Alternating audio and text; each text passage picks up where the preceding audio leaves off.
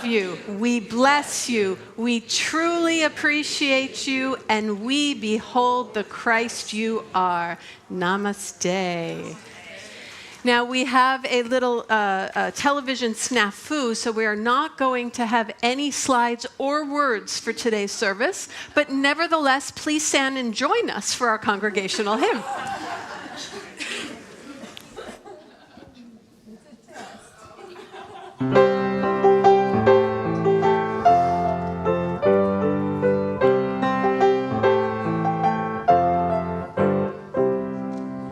Peace in my life is growing because we choose love.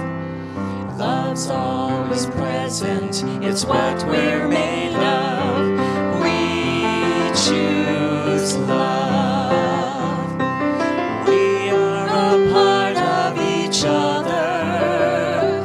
We are one. One tie that binds us that can't be undone. We choose love. Peace in my family is growing because we choose love. Let love be present, it's what we're made of. We choose love. We are a part of each other. We are one. One loving family, sharing one son. We choose love.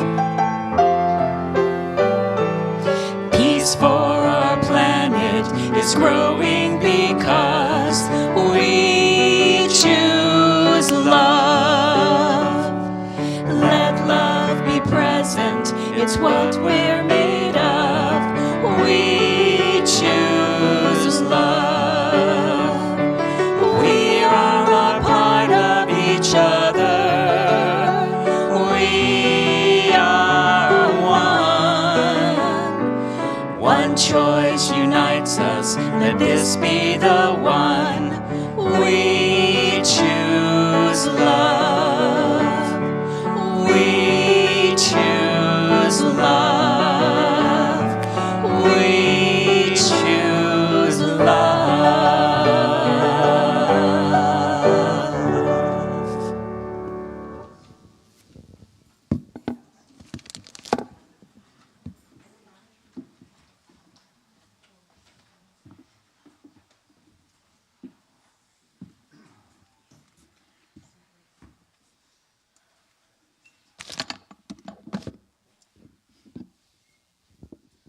Well, good morning.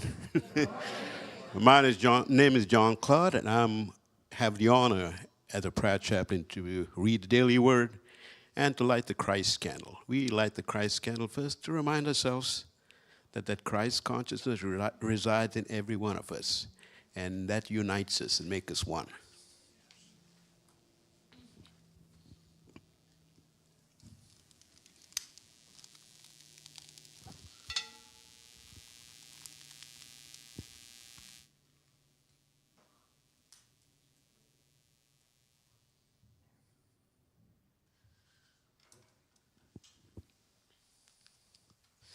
February 25th, 2024, and the daily word is faith. The affirmation is, I carry my faith in God with me throughout the day. And the biblical text is from Chronicles 23:30. And I shall stand every morning thanking and praising the Lord, and likewise at evening. And the reading, I keep my faith at the forefront of my awareness, taking a few minutes in the morning to pause, breathe deeply, and place my awareness on the presence of God. I feel energized and strengthened. I expect all good things. As the day progresses, I pause again for a moment or two and affirm, God and I are one. I have faith that God, my source, is with me in everything I think, say, and do. At night, I look back on the events of the day and savor the moments in which God's presence felt especially strong. I have faith that awakening from the restful night's sleep, hearing a kind remark, enjoying time in nature, or spending quality time with a loved one are ways to feel the presence of God within and around me. I will say the affirmation. You don't have the screen behind me, so you will have to listen very carefully. Okay. I carry my faith in God with me throughout the day. I carry my faith in God with me throughout the day. Thank you.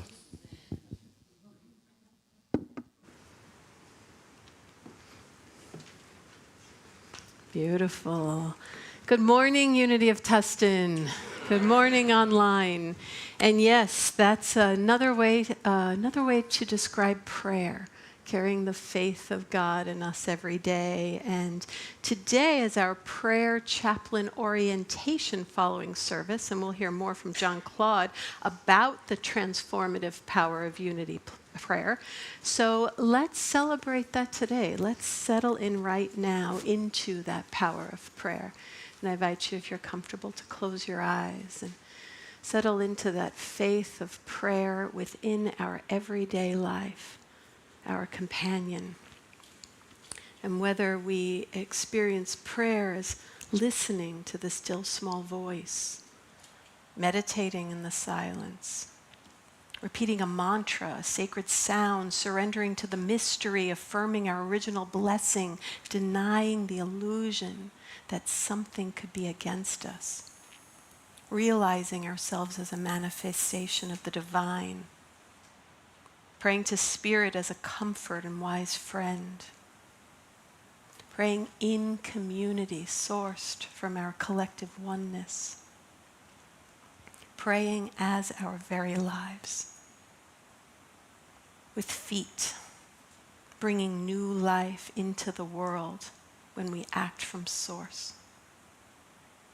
Let us right now affirm, appreciate, and marinate in that power of prayer, that intentionality we set for ourselves and our loved ones when we put them on a prayer list or light a candle.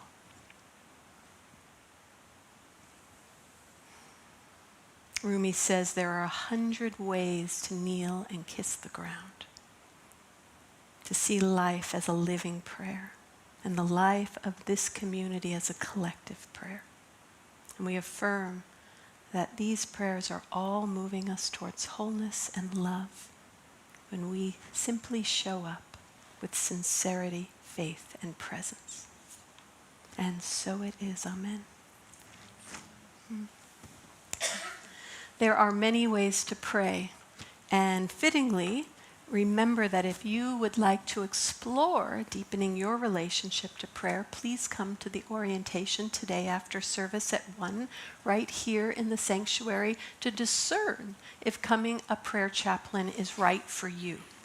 And with that, I'd like to call up our wonderful and wise outgoing prayer chaplain director, who is gracefully handing the reins to Bonnie Goslin, John Claude Pinto, to share his transformational story in which our unity teachings and prayer practices play a central role. John Claude.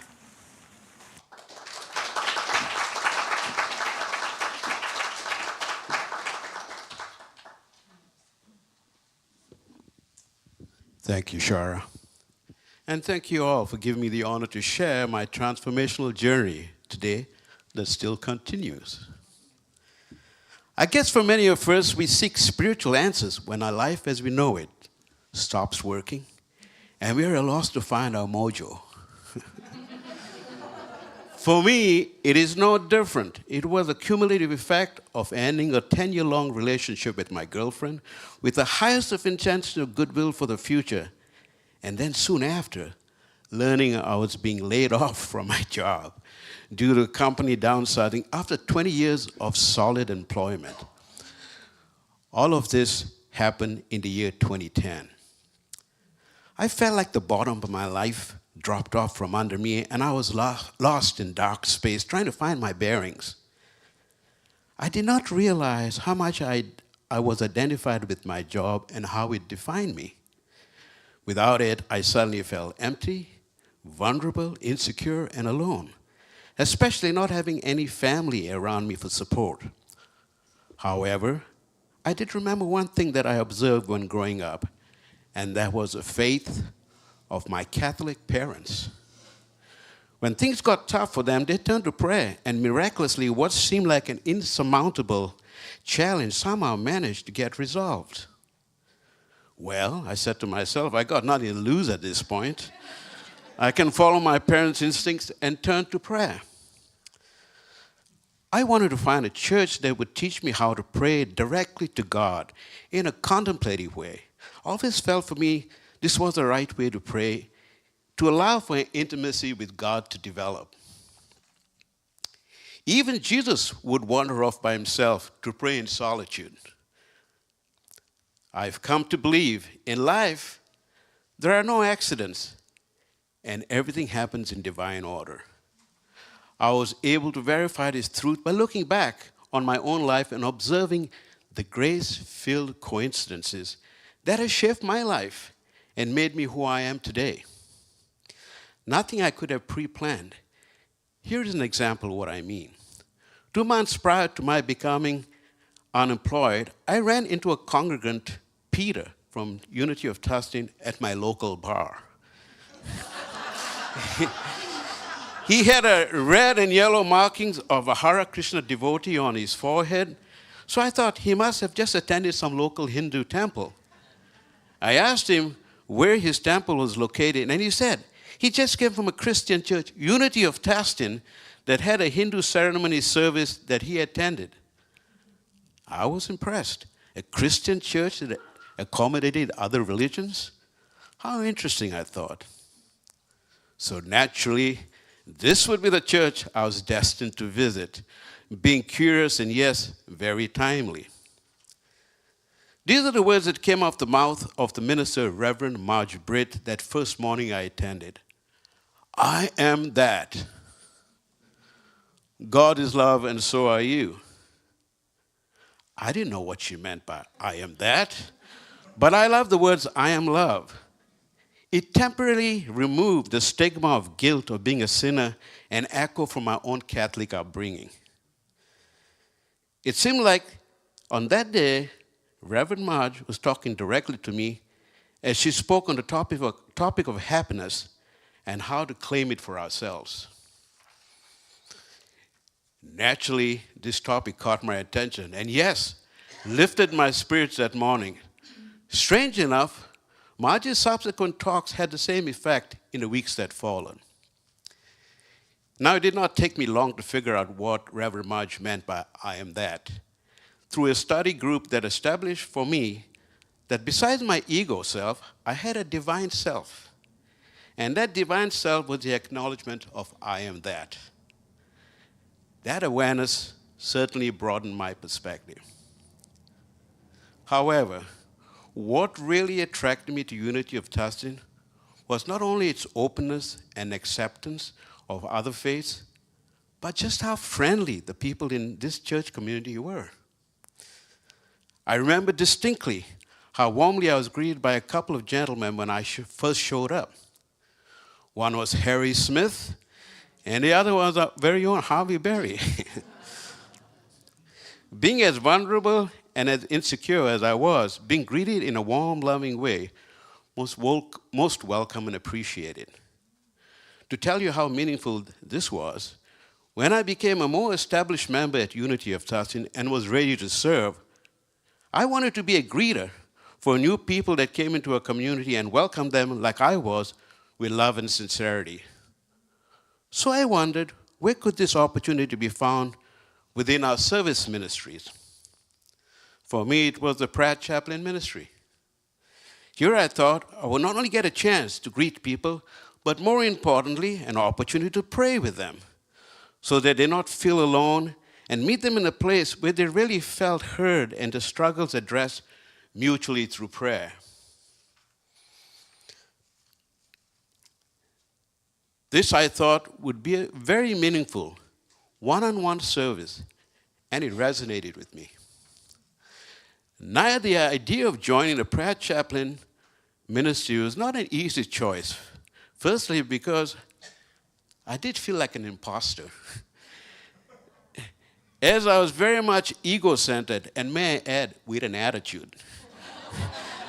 And secondly, from my Catholic background, I thought mistakenly, whatever prayer need a congregant might have, I could pick out the right prayer from a collection of prayers provided to read aloud, hoping the prayer selected would do the job. So it came a great shock to me when I learned that I had to pray from the heart. And let the prayers come spontaneously through me to meet the need of the moment. I thought. My mind was quickly put to ease at the prayer chaplain orientation when I was told I would be trained how to pray from the heart. This was such a relief to hear. What I did not realize at the time, the great gift that I would soon be giving myself by praying with others from my heart space. It taught me to listen to guidance beyond my thinking mind and let the divine express itself through me in prayer for the highest and the best good. This, in turn, allowed me to trust my own guidance when I prayed for myself and from the heart space of Christ consciousness. Constantly repeating this way of praying with others started becoming second nature on how I held sacred space for myself in prayer, cultivating and discovering an intimacy with my own divinity. This intimacy is built on implicit trust, and I felt that this divine intelligence always had my back.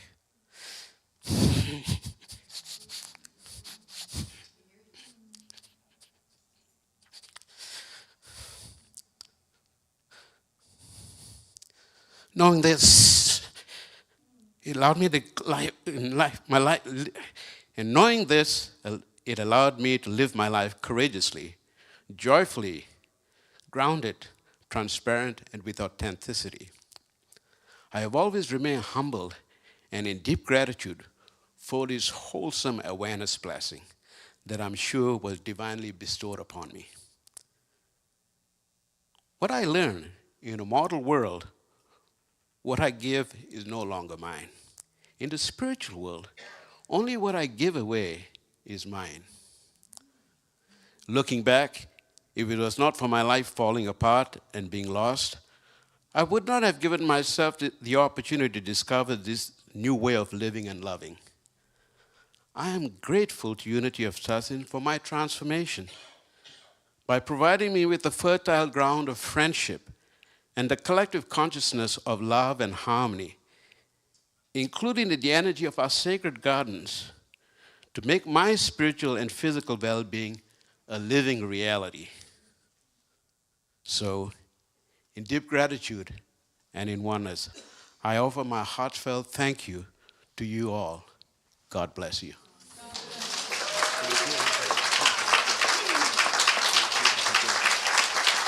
Thank you very much.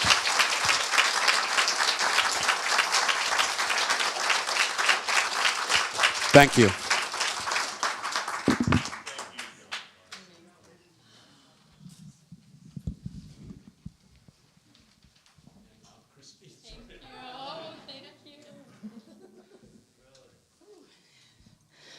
Good morning.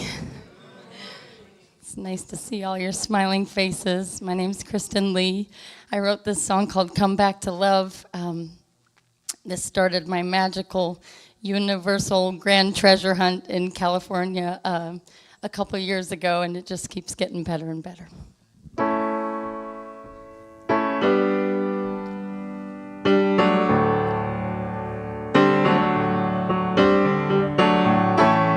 When we come into this place, we're happy just to be. And yet we let the world convince us we're not free.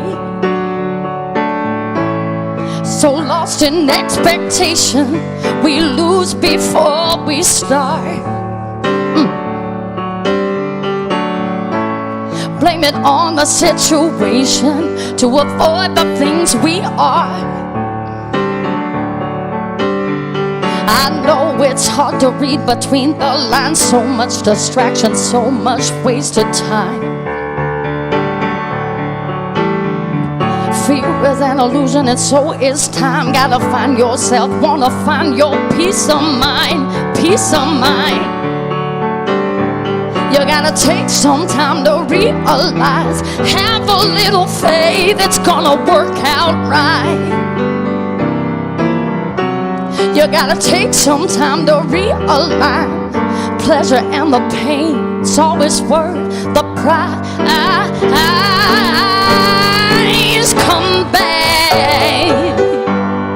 Come back to love. If you just know that, do you know that you're more than enough? You gotta take some time to realize, have a little faith, that's gonna work out right. I believe the world is safe and people are good. And we're gonna make mistakes, but we're just misunderstood. So let the silence fill the space that's broken up inside. Yeah. Tell me how you're gonna live your wild and precious life. You gotta take some time to realize, have a little faith, it's gonna work out right. You gotta take some time to realize, pleasure and the pain's always worth the price.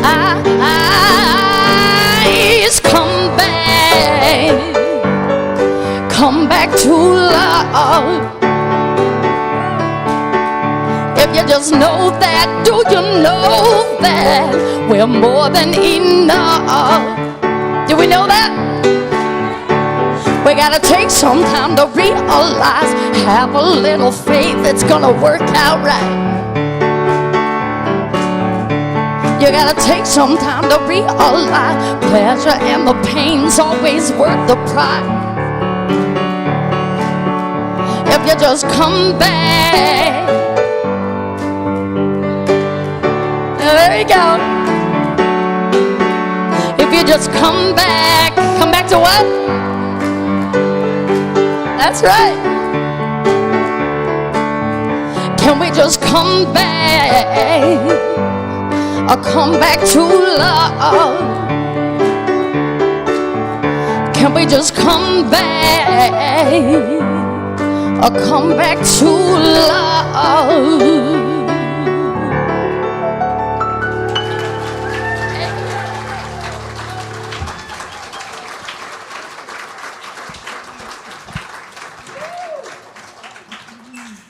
Fabulous. 2 home runs, and it's not even 11:30. Thank you, John Claude. Thank you, Kristen Lee. Wow. Wonderful. Now, it really brings into focus our why as a beloved community.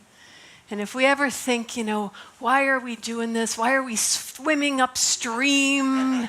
Because things are closing and churches are getting smaller. Just remember the difference that we make in each other's lives.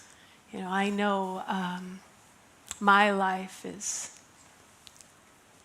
immeasurably more expansive because of my journey in unity. So it's really powerful. And last month I started talking about the theme that our life is the transformational path. And it's great to go to workshops, but those workshops should be telling us how to meet the magic of our life with presence, because that's the ultimate workshop. That's the curriculum of the soul. That's what moves us forward no matter what. But not only is this true for us individually, this is true for us collectively, as a beloved community, as Unity of Tustin. As Unity of Tustin, we also have a story. We also have a life. And things happen in our organizational life that we are being called to meet with presence. And when we do, that moves us forward into wholeness and love as well. You know, and how do we know what to do? How do we know how to bring the Christ light into the world? How do we know how to make the word flesh? How do we know how to infuse our world with more soul and our lives with more capacity for love? And in a way, we really don't. But our unity teaching is that we trust the divine order of life. We meet it, and we do the next indicated thing. And then we do the next indicated thing. And then we do that again and again and again. So it's very important to listen to our life. You know, listen to that unusual person with a little marking on their forehead that you meet at your local bar. And wonder, what's waking me up in the moment? And where might God be leading us, individually and collectively? So what has most recently emerged? And sometimes these emergences are a bit of an emergency. Sometimes we don't quite know what to do, and it's more complicated in our collective life. But what's emerged is the passing of Kay and the future of the bookstore. So that's our workshop right now as a community of how do we come together with that. The image that keeps coming to me is how do we remain one tapestry? Even if we have different points of view how things should unfold, even if our hearts are in various stages of grief. I was really just filled with love by the beautiful words that Mary Jean said about Kay after her passing. And her ministry here in our community was a physical and metaphysical ministry. You know, the physical love of the bookstore, the decorating for Christmas, bringing things from her own home to put on the top of the bookcases, the care in which she kept new inventory coming in, usually as her own love offering. Mary Jean would say, "Oh, we got these new items, you haven't given us an invoice." And Kay would say, "I know, I didn't want to." That was her ministry. It was also metaphysical. It was a place where people would come to get spiritual solace and see all the different books, and new people could casually be tutored a bit about our unity teachings through Kay's presence, wisdom, and sharing of her deep knowledge. And yet, despite this excellence, the bookstore has been in decline. And mostly, this is actually a consequence of culture. Bookstores are in decline all over the country.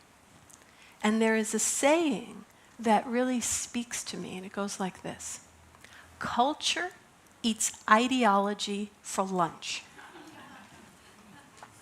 Culture eats ideology for lunch. What does that mean? For me, it means I was adamant that my kids would never play a first-person shooter video game. And then COVID hit, and it was the only thing that they could do with their friends. They all got together and they played these games. I tried to get the mildest ones. Culture eats ideology for lunch. And then they wound up playing in their little groups and went through that phase. And for us, we're looking at this from a bookstore possibility. They're just in decline. Unity World Headquarters had a bookstore that was their pride and joy. It was beautiful. It was filled. It was well-staffed. And it was the jewel of the campus. And now it's in a small little room in the basement, open 1 hour a week. And the board has been listening to the life of these elements of our community. And one principle that's been guiding our decisions as we listen to our collective life is to allow what does not have momentum to diminish and to support and sustain what does have momentum. To listen to that current and try to be influenced by what divine order is showing us. And the bookstore has been a difficult question here, and we've been talking about it, I've heard, for over 10 years. Okay. Amen. Like, oh yeah, we have. And I've heard that every time the bookstore question come up, there'd be people in the community would say, well, the reason it's in decline is because we're not supporting it enough. If only we hired a bookstore manager, if only we put more money into it, if only we advertised more, then it would be a thriving bookstore. And I've also heard that we've actually tried those things, even when conditions for bookstores were more favorable culturally than they are now, and that the efforts didn't bear the fruit, even though we so much wanted it to. And that's culture eats ideology for lunch. So the board's also been grappling with technology. The bookstore has been running on a Windows 7 system. Yeah. That wasn't an era. It's not Windows 10, it's Windows 7. That, for those of you who don't know, is a shorthand for ancient. It's an aging software system, and it's reporting and inventory management and accounting, and it's been precarious, and it's a lot of work for Mary Jean. And I'll be honest, Mary Jean doesn't complain, but it can be depleting to keep trying to keep something moving that's in decline. And I can tell that being responsible for the back end of the bookstore has been depleting for Mary Jean. So many of us say we want to support Mary Jean. And for me, that means taking certain things off of her plate. So another factor is the Youth and Family Life program. So the board's been listening to this. This is dynamically run creatively by our very own visionary, Erin Hostetler.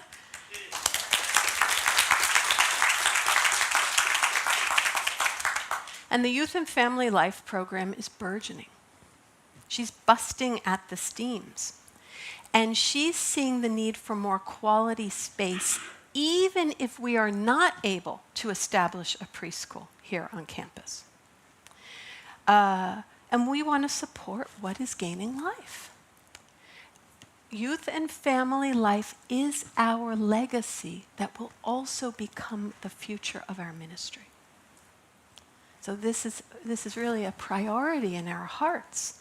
And the bookstore space would be very good for youth and family life. And it would also allow Erin to be in our admin building when she works on campus, which would create more coherence and make her less siloed than when she's away. So that was a reality that was emerging. But one of the reasons we've maintained the bookstore status quo is because of Kay and her dedication and her ministry.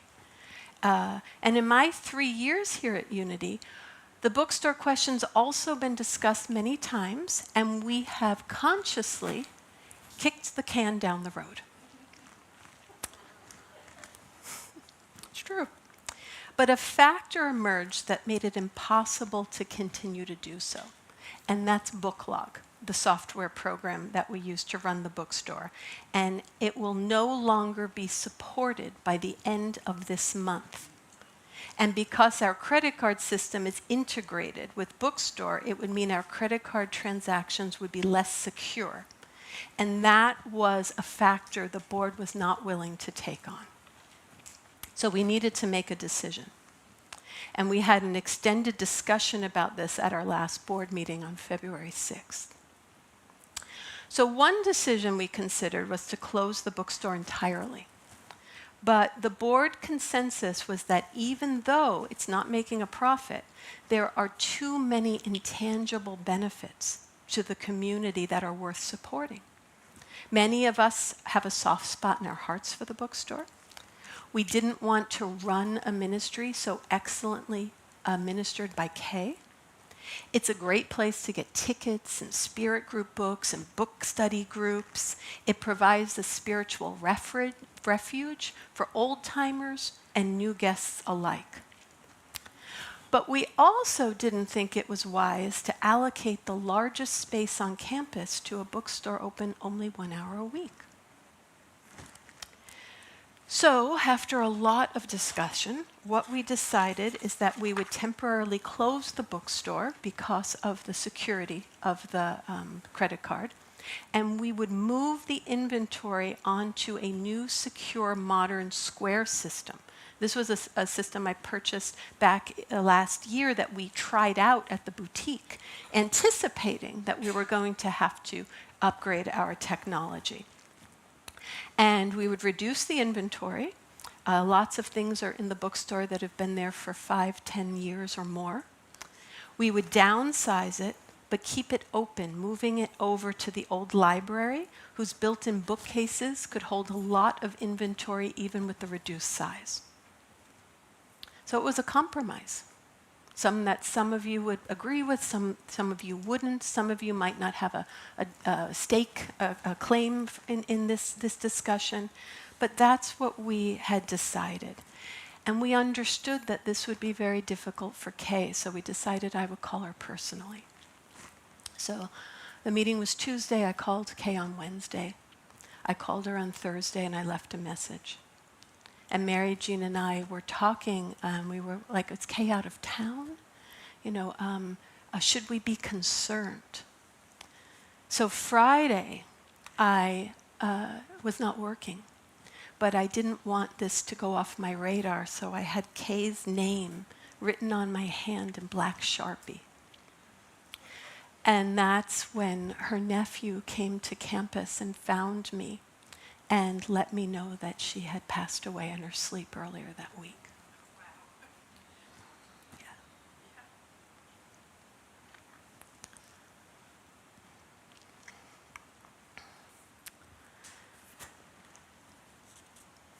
I also heard that it seemed like she passed peacefully in her sleep. He had brought her to a family gathering after Sunday service. They ordered out. She had a Philly cheesesteak sub, ate half, brought half home, looked like she ate the other half when she got home, and she had lots of laughs. So after the shock wore off, Mary Jean and I have been completely amazed. What is life telling us with this synchronicity? What is our community life telling us with this? Kay ran our bookstore for almost 20 years, and she passed away peacefully in bed almost the exact time we were discerning the question of the bookstore. So there are many ways to metaphysically interpret this succession of events. To me, there's some sort of mystery, some sort of Holy Spirit was telling us that the life of Kay and the bookstore are inextricably entwined, some quantum entanglement. And perhaps there was some grace that she could exit this reality with her ministry being completely intact as she knew it and supported it to be. And she didn't have to be part of the changes. I don't think our discernment caused her to transition, but I think her transition in divine order might have caused Booklog to be not supported right at the time where then we had to make a decision of how to move forward. So I wanted you to know the story behind the story. And our discernment process that you may agree with, you may and would not. And there's so many layers, and there's the human layer of losing Kay that's been a dear friend for so many of us in this community for years and years. So I came across these beautiful, inspired words of Hafiz, and I thought it'd be wonderful for us just to take a moment and go within and let whatever needs to arise for you as you learn about this progression arise for you, and any love and feelings you have for Kay to arise as you hear these inspired words. Do not surrender your grief so quickly. Let it cut more deeply. Let it ferment and season you as few human or divine ingredients can.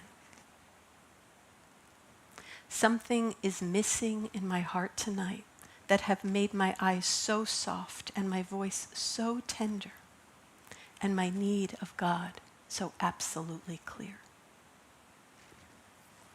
Something is missing in our heart today that has made our eyes so soft and our voice so tender and our need for God so absolutely clear. And I believe this is what our community needs now. We need more God.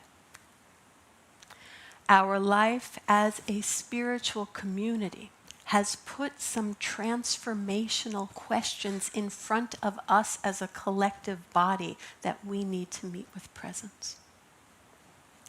How do we not separate into a binary when we don't agree with each other? How can we maintain ourselves as the beloved community even when we do not have full consensus? In our era of great change, how do we practice Jesus' teachings and do not cling? How do we see ourselves as part of the same tapestry, even when dynamics and decisions are made that we might not agree with?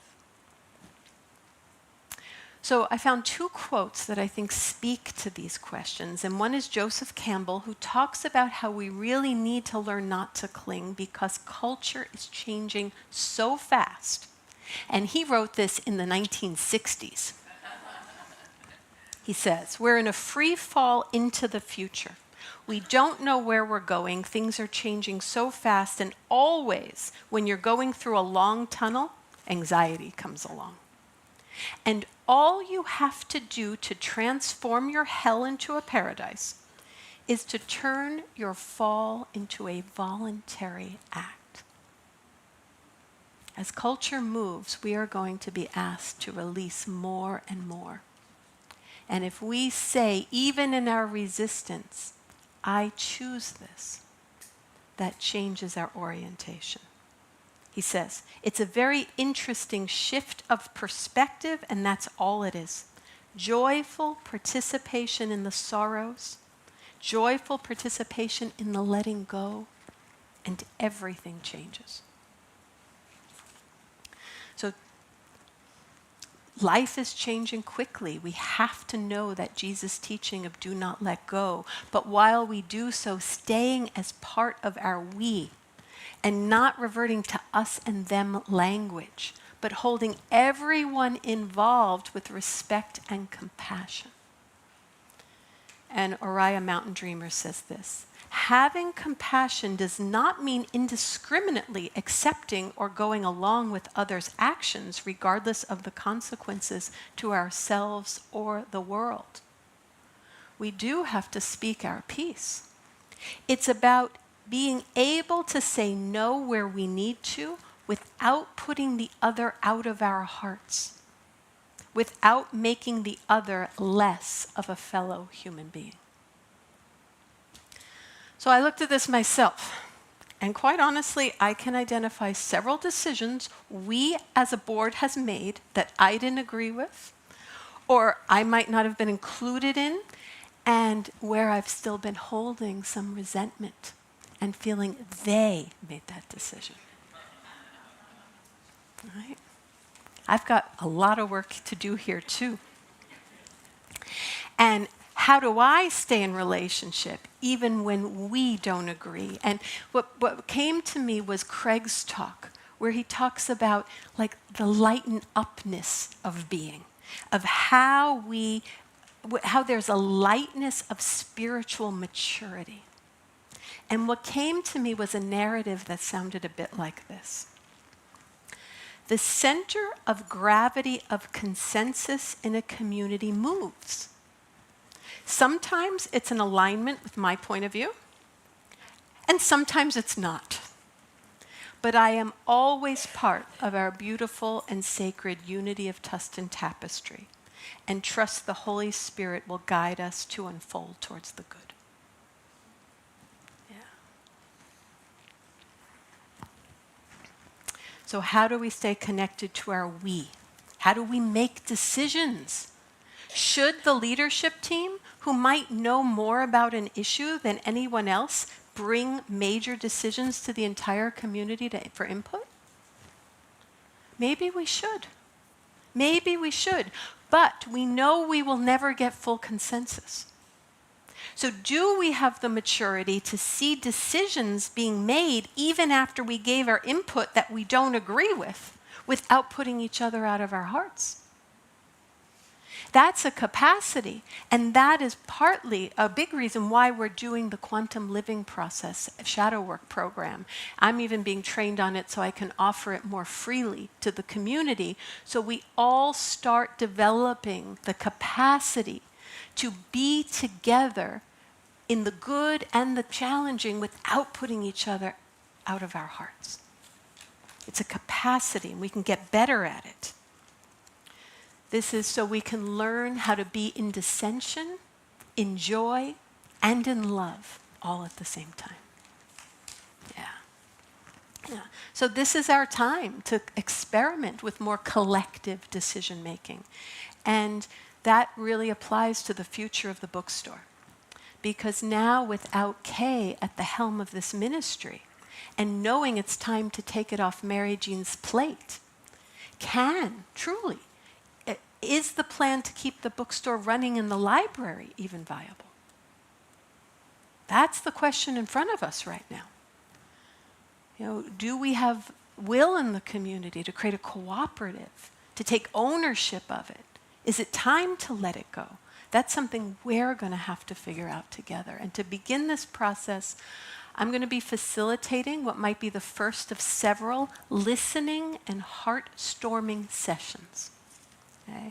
We were going to do it after service today to get started, but we have the prayer chaplain orientation, we have the board budget meeting, we have the festivals of singers, Susan's celebration. Just didn't seem right timing. So we're going to do it this Wednesday from 5:30 to 7 here in the sanctuary, where we can explore these questions and whatever else is in our hearts. And then ideally stay for Craig's meditation to follow, to clear and anchor what needs to be cleared and anchored. And if you can't make it, but you want to attend, let me know. Send me an email. It's in the bulletin, shara@unitytustin.org. We can schedule another circle the following week, maybe during the day. We can do another one online.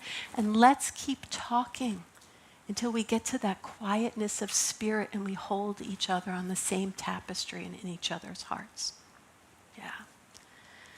So this is the way out is through. Life is providing us with our next collective workshop, our transformational path with real life opportunities to put our spiritual principles into action. Because we are the ones we've been waiting for. Right? Okay. So now what I'd like to do is hear some beautiful music, and then I'm going to lead us into a meditation. And it's going to be a meditation about showing up with attuned presence. The type of presence we want to aspire to have in our listening circles, and to stay connected as the radiantly thriving we that we are. So let's welcome back Kristen, Lee, and Carol with a meditative song.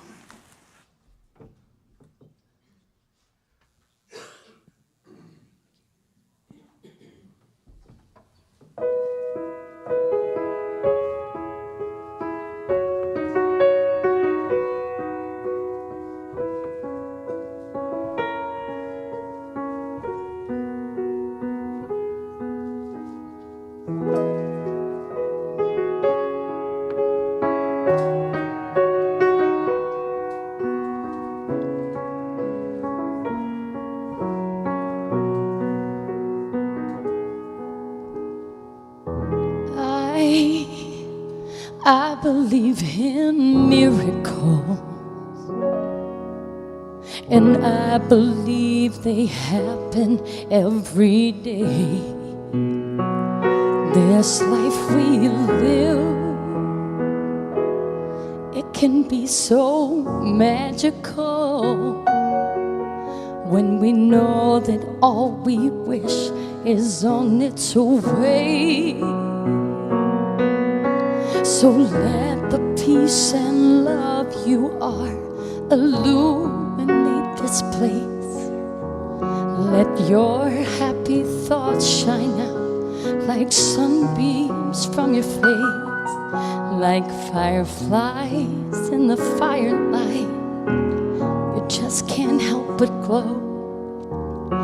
We are so much more than we could ever know.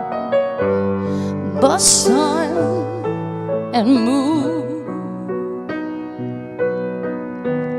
can't compare to you. Should you forget who you are, we are made of stars.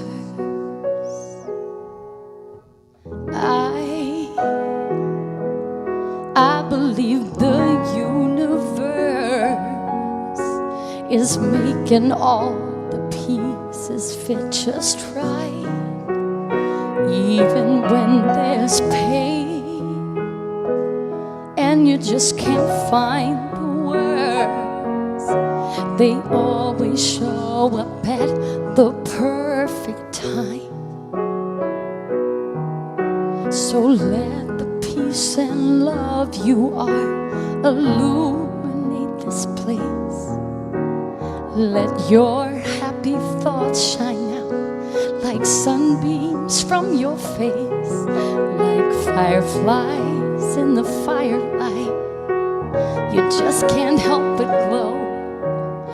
We are so much more than we could ever know. The sun and moon can't compare to you. Should you forget who you are, we are made of stars. We are made of stars.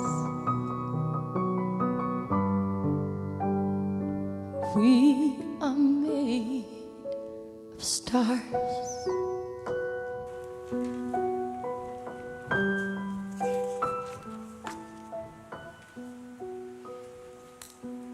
As we move into this meditation on experiencing presence, adapted from Langston Kahn, let's begin by attuning to our more subtle energies. Listen to the sounds around you. Close your eyes or soften your gaze. Feel your feet on the floor, the chair rising to support and hold your body. Feel the air on your skin. Bring your awareness to your feet, hands, and the top of your head. And allow your belly, heart, and mind to open.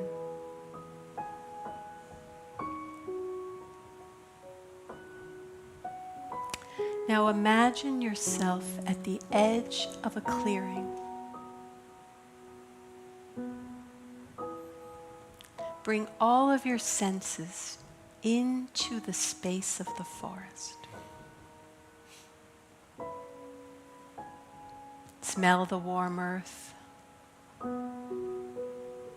Feel the ground beneath your feet, the breeze on your skin, and listen to the sounds of the forest all around you.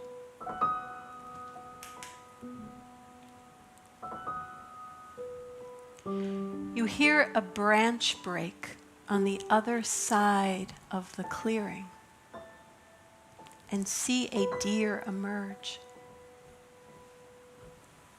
It freezes looking at you. What do you do in that moment to encourage the deer to approach you?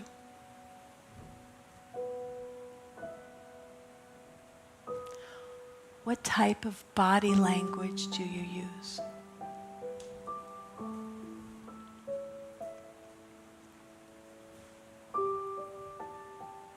What words would you use to describe the quality of your energy or your manner in that moment?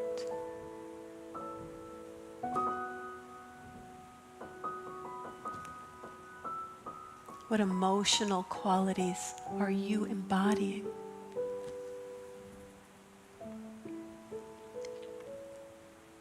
Take your time. Find as many words as you can to describe yourself as you encourage the deer to approach you. Notice what arises while still remaining present to the scene.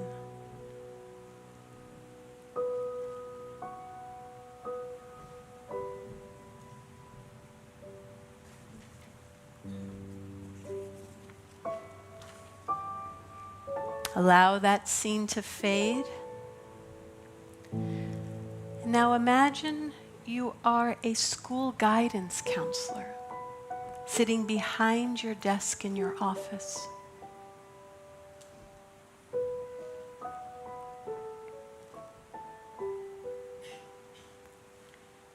An angry parent comes in yelling at their child and storms out, slamming the door.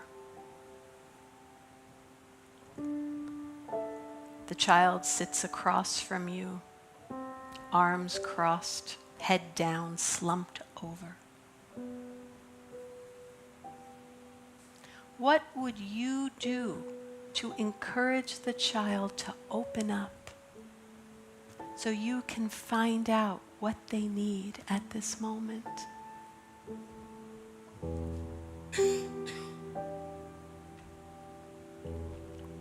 What type of body language might you use? What emotional qualities would you embody? What might you say to the child?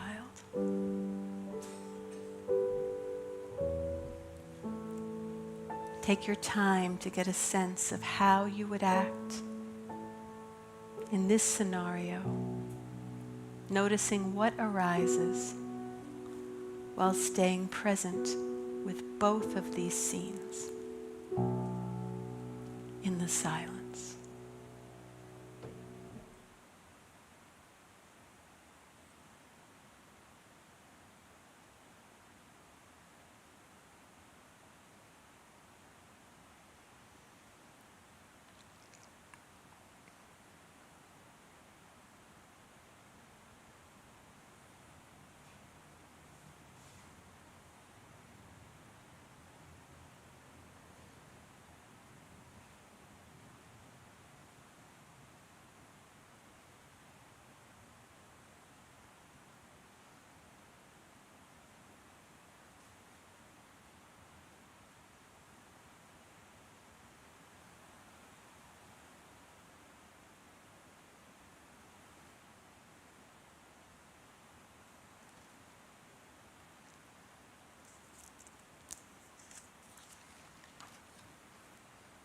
Now I invite you to take a deep breath in, filling yourself up from the bottoms of your feet to the top of your head, and then exhale, emptying yourself out, and gently bring your awareness back to the space we are in.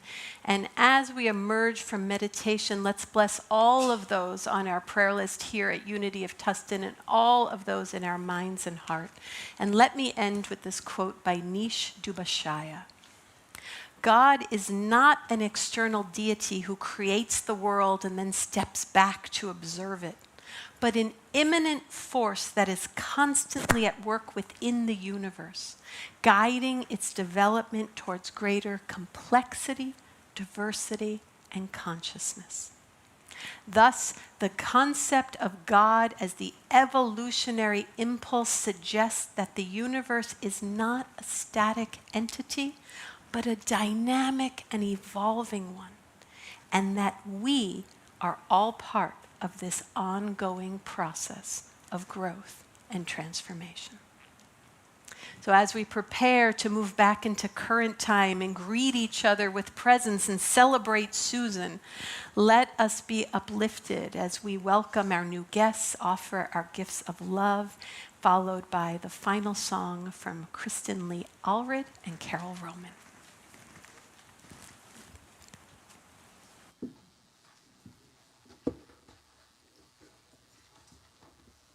So we welcome our new guests in person and online. We're so grateful that you've joined us today. Here at Unity of Tustin, we believe in many paths, one God, and our mission is to transform life and inspire people to make a positive difference in the world. We are a fully inclusive community of all walks of life, and I would like you to know that whatever your background and wherever you are on your spiritual path, we are glad you're here to continue your journey with us. I now invite our ushers, please come forward with a flower and information card. They're right here on time. If you are here for the first time, second or third time and are comfortable doing so, we invite you to raise your hand so we can recognize you and gift you with a flower and a card. Is anybody here for the first time? Oh yeah, over here, right there. Good.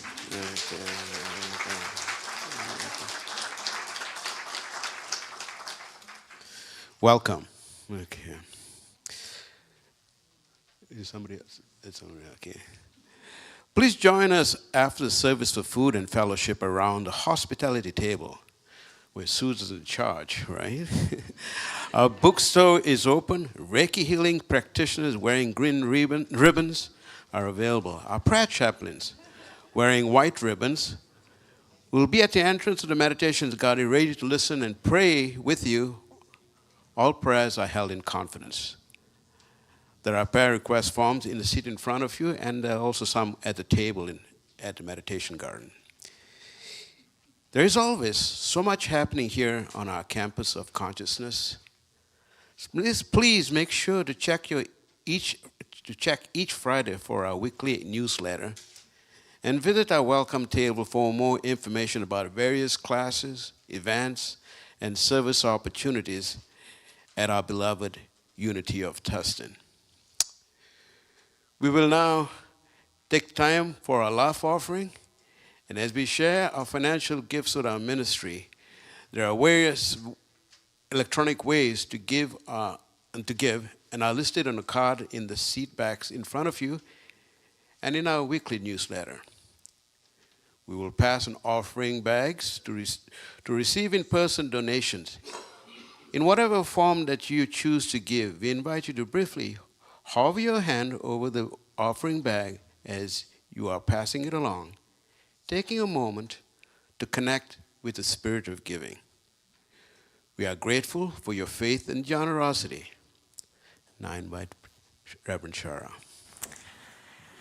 Yes, as we prepare our gifts, I just want to highlight why we give. And we give because our community matters and makes a difference to all of us in our community and in the world, as John Claude so beautifully demonstrated with his transformational story. And with great gratitude and appreciation, we all appreciate our contributions, because that's what makes this sacred tapestry and this workshop, this collective workshop that allows us to grow and transform into ever more love. So please join me for our love offering blessing together. Divine love as me blesses and multiplies all that we are, all that we have, all that we give, and all that we receive. Enjoy.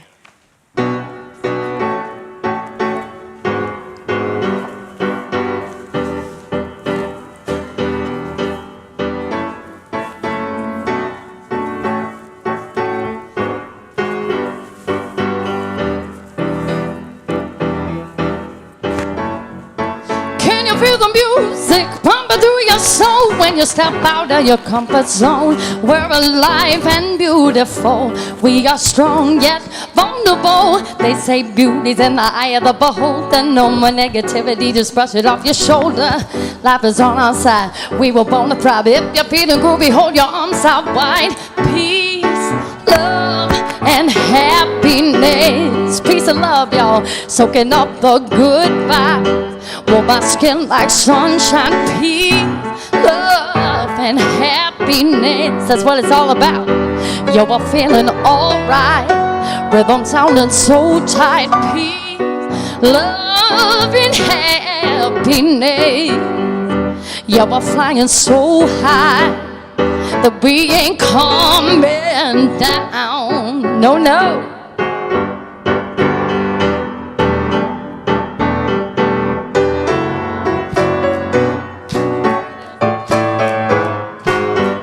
Thank you.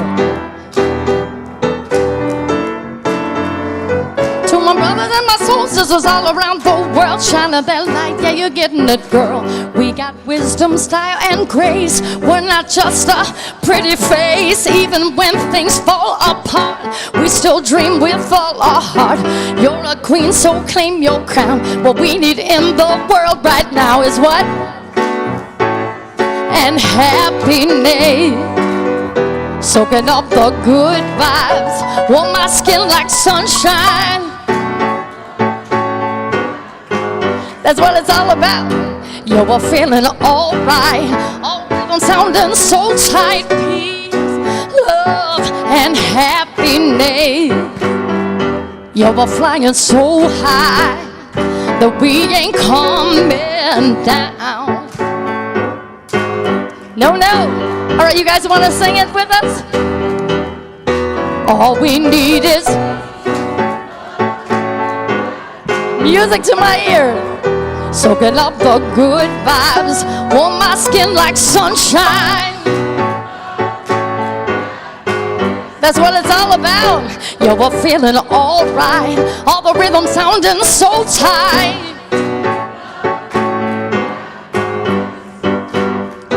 Yo, we're flying so high. You know that we ain't coming down. No, no.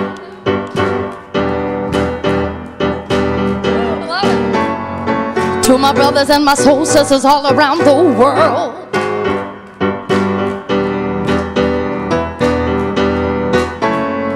To my brothers and my soul sisters all around the world. All around the world.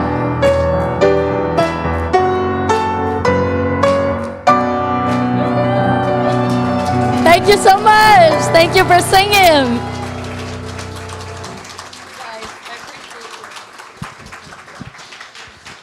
Thank you, Kristen and Elred. I appreciate you. And Carol, for Roman, for helping. Thank you, Carol. So thank you for joining us today. We close and stand as we affirm the prayer for protection. So let's all stand together. The light of God surrounds us. The love of God enfolds us. The power of God protects us. The presence of God watches over us. Wherever we are, God is well. Go forth and let the radiance thrive and live your life. Thank you.